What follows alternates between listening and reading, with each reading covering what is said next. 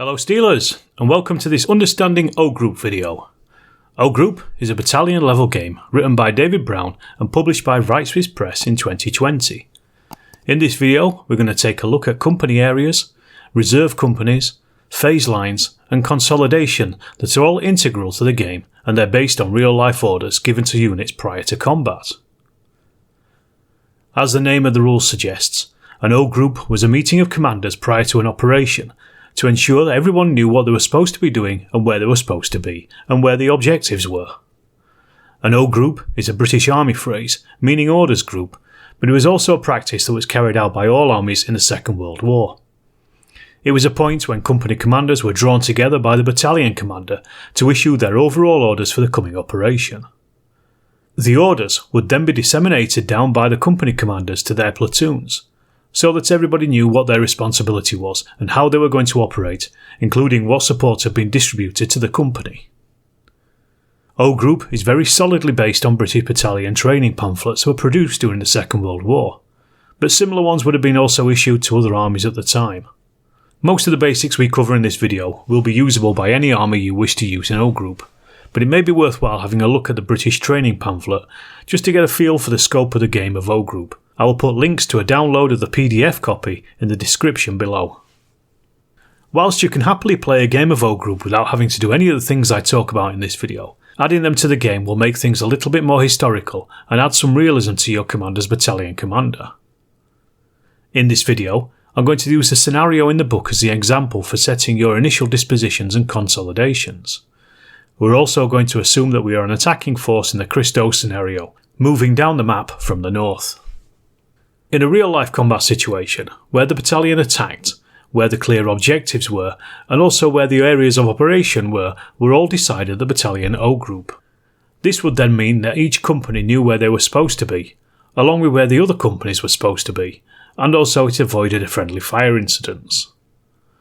As in real life, O Group attempts to replicate this on the tabletop. Each company should be assigned its own area of operations in the game, with a company boundary.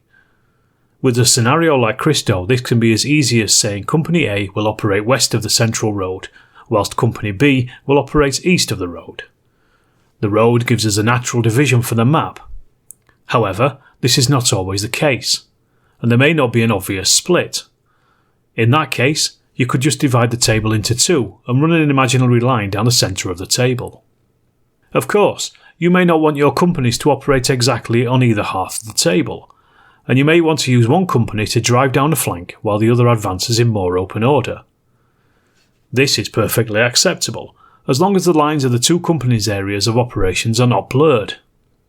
For example, a line drawn through the two clumps of trees west of the road may act as your company boundary, allowing you to have a large and compact force moving on the west of the table. Although these boundaries should be decided before the game begins, there is scope to allow players to change the boundaries as the tactical situation requires it during a game.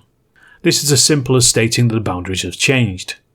It may seem superfluous to assign boundaries in the first instance if they can change, but it will give the player a focused idea of where their forces will be, including its support elements.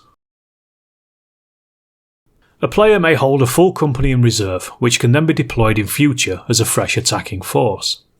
This also works in the same way for a defending player. These reserves will operate with the attacker's phase lines, which are set at the beginning of the game.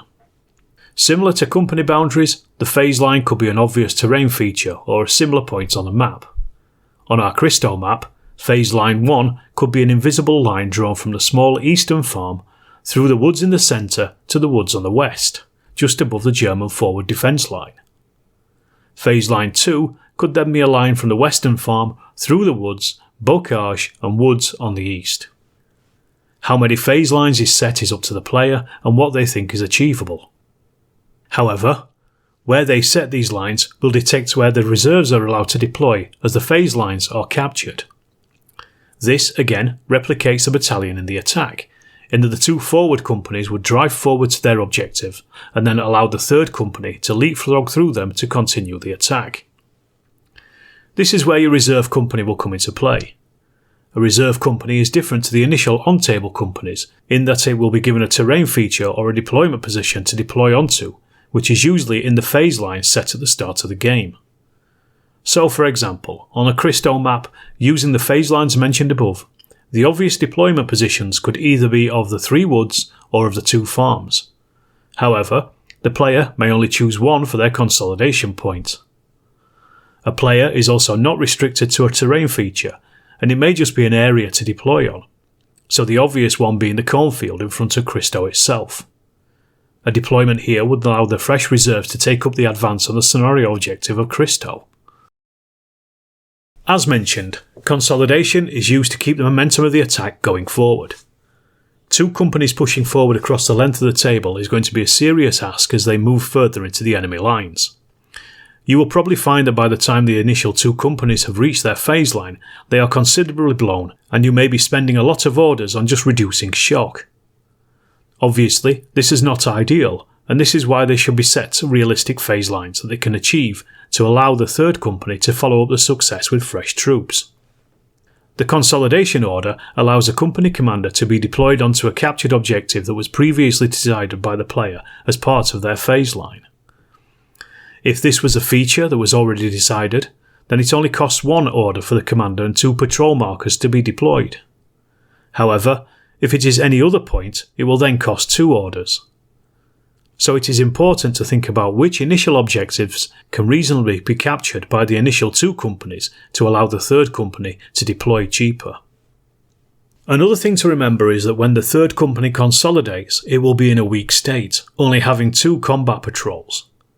So it will need defending by the other companies until it can begin deploying its on-table platoons and then pushing forward that attack.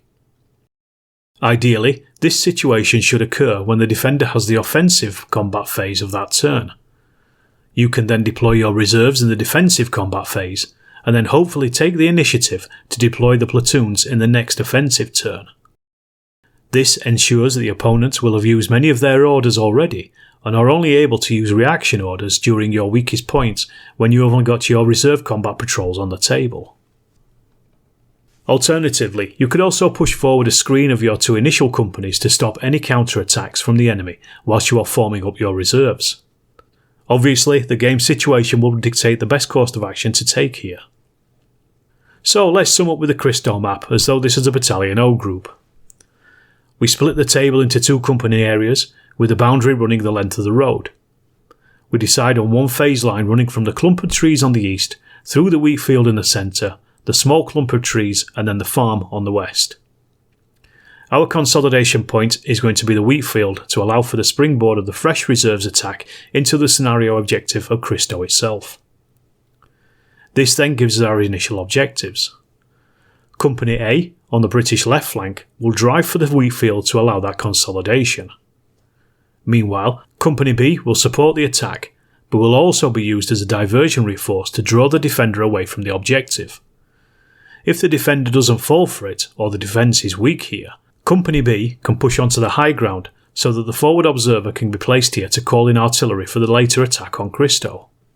Meanwhile, as soon as the wheat field is captured, Company A will form a defence line south of the field until Company C has formed upon its consolidation point in the field. Then, once this has happened, Company A can use a rearguard order to fall back and reform.